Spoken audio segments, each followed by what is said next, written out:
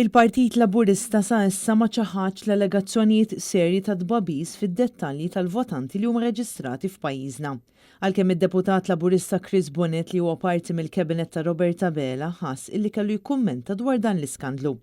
Mod mill-aktar partiġjan Chris Bonnet għażel li jinjora dak li kien żvelat it-tlieta brabta mal-iskema ta' xiri ta' voti mill-Partit Laburista fl-aħħar elezzjoni ġenerali u kummenta biss sabiex jattakka lill-Partit Nazzjonalista.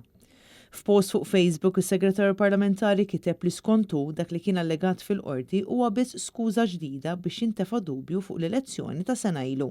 Dan fil-waqt li fl-istess post Chris Bonnet ħassi li għandu jusufjetta wkoll bil-mejtin. Il-kitba tiegħu ġibdet kritika enormi, inkluż minn partitarji Laburisti.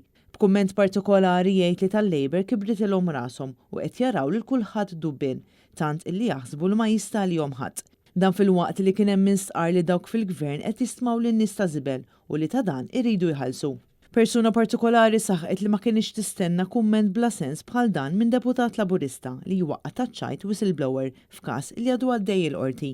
Xi ħadd fakkar li kien whistleblower Laburista li żvela din l-informazzjoni u mhux il-Partit Nazzjonalista, filwaqt li persuni oħra kitbu li l-Labor nesel il-ħaddiema Maltin u li l-Partit Laburista huwa magħruf illi jisraq l-elezzjonijiet.